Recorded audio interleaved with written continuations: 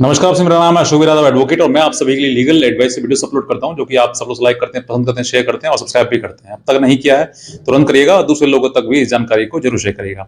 देखिए, आज जो वीडियो है वो पूरा कंप्लीटली मेंटेनेंस केस के बारे में है। जो महिलाएं अपने पति के ऊपर झूठा मेंटेनेंस का केस कर देते हैं उनके लिए है कि आज आपको एक महिला जिसने मेंटेनेंस का झूठा मुकदमा आपके ऊपर कर रखा है उसको किस तरीके से खारिज करवाना है। एक पूरी प्रक्रिया, एक पूरा नियम जो कि आपको जानना बहुत जरूरी है, क्योंकि यही एक केस है जिसके बाद एक पुरुष टूट जाता है और अपने मन में ये सोचता है कि लगता है कि मेरे लिए कोई न्याय है ही नहीं। क्योंकि इसी के बाद जो अतुल सुभाष जो है उसने अपने आप को सुसाइड कर लिया था। कारण क्या था कि उसके ऊपर 80,000 रुपए प्रति महीना मेंटेनेंस देने का आदेश कर दिया गया था। तो आज मैं आपको उन तरीकों के बारे में बताऊंगा जो तरीका आपको पता होना चाहिए। अगर अगर ये बातें आपको पता है तो डेफिनेटली मैं कहता हूं आपको मेंटेनेंस 1 रुपया तक देने की जरूरत नहीं है। जो लोग जिनकी धारणा ये बन गई है कि नहीं सर, पत्नी है तो मुकदमा तो आपको मेंटेनेंस देना ही होगा, ऐसा नहीं है। नए गाइडलाइंस, नए रूल्स इसमें इसमें अप्लाई हो चुके हैं और जिन लोगों को नहीं पता है मैं आज उनको बताना चाहूंगा। सबसे पहले मेंटेनेंस का केस जब महिला डालती है, पत्नी आपकी डालती है, तो उसमें बड़ा चढ़ाकर बहुत सारी चीजें बातें बता दी जाती हैं कि भाई मुझे मारता है, पीटता है, या फिर उसके अलावा बहुत सारी और घरेलू चीजें बताई जाती हैं। तो और दूसरा जो है आपको ये बताया जाता है कि आप जो है वो बहुत ज्यादा कमाते हैं, मतलब अगर हजारों में कमाते हैं तो लाखों में कमाते हैं, ऐसा बताया जाता है बढ़ा चढ़ाकर, मतलब अतिशयोक्ति। तो ऐसे ऐसे जो मेंटेनेंस का केस जो है वो आपको जीतना है और खारिज करवाना है। अब क्या है उसके लिए नियम, रूल्स, रेगुलेशंस, क्या गाइडलाइंस हैं, वो आप जरूर सुने। सबसे पहले देखिए, मैं आपको एक साधारण व्यक्ति समझ के ही बता रहा हूं कि आप कानून के बारे में कुछ नहीं जानते हैं, लेकिन फिर भी अगर आप नहीं जानते तो आपके एडवोकेट साहब, वकील साहब जो है वो सब कुछ जानते हैं। उनको ये बात आपको बतानी है जो मैं आपको बता रहा हूं, क्योंकि आप अगर उनको सही से गाइड करेंगे, समझाएंगे, तो हो सकता है कि जो आपके केस में जिन वकील साहब ने आपके केस में अपनी चीजों उनको अप्लाई ना किया हो तो वो कर लें, जिससे आपका मेंटेनेंस केस खत्म हो जाए। और अगर लागू हो तो बहुत ही कम, रेयर तरीके से। कारण क्या है बताता हूं आपके लिए। मोस्ट कॉमनली देखा गया है कि जब महिला अपना मुकदमा डालती है तो उसमें घरेलू बातें बताती है, भाई मारते थे, पीटते थे, घर से बाहर निकाल दिया, एक एक कपड़ों में बाहर आ गई, मैं दूसरी शादी करना चाहते हैं, बच्चे नहीं है, ऐसा कुछ बहुत सारी चीजें ऐसी बताई जाती हैं।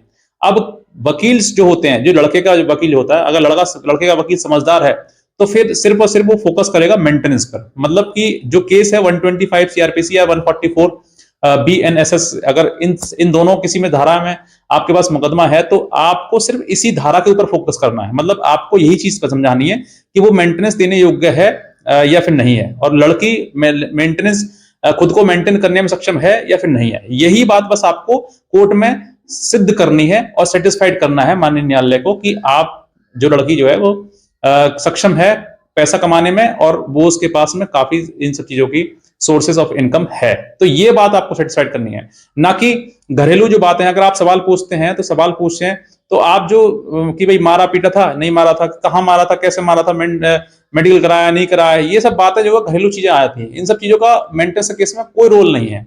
मेंटेनेंस का केस में सबसे यही है कि अगर लड़की पढ़ी लिखी है तो उसकी एजुकेशन के बारे में पूछा जाए कि वो कितना एजुकेटेड है और कौन कौन सी उसने डिग्री ले रखी है।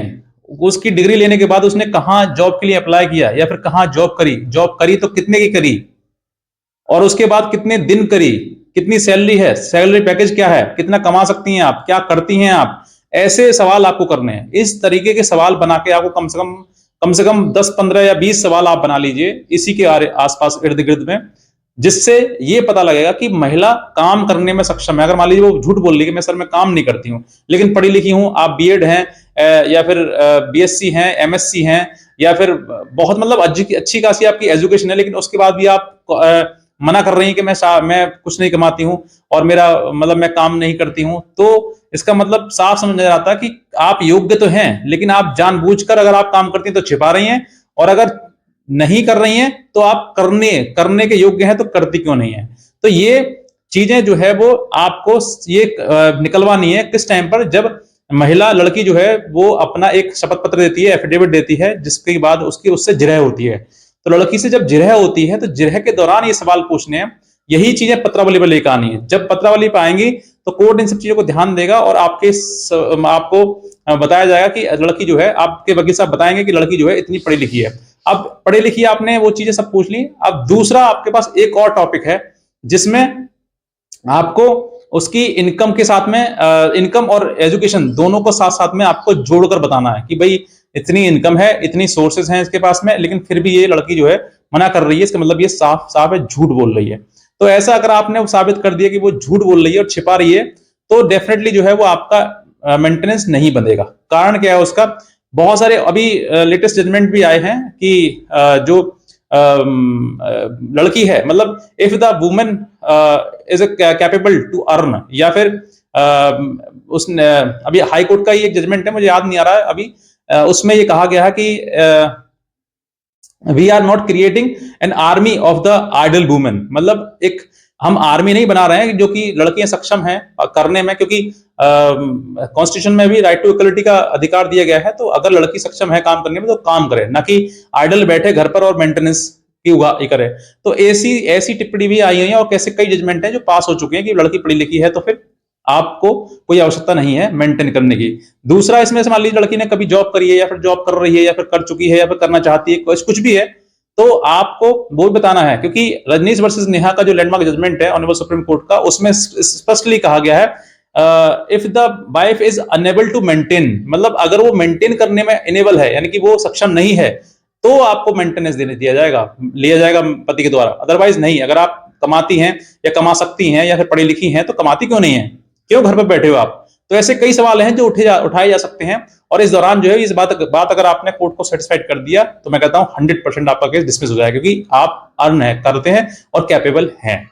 दूसरा पॉइंट जो बहुत जरूरी है, अगर जो कि बहुत कम महिलाओं में मिलता है, क्योंकि महिलाएं किसी प्रकार से घर से चली गई हैं और उनके कहीं किसी फिजिकल रिलेशन है किसी साथ में, या किसी के साथ में कुछ अवैध संबंध है, या कुछ और उसका एडल्ट्री में वो रह रही है, या कुछ ने शादी कर ली है, ऐसा अगर कोई आपके पास एविडेंस है, सबूत है, तो कोर्ट में दिखाइएगा।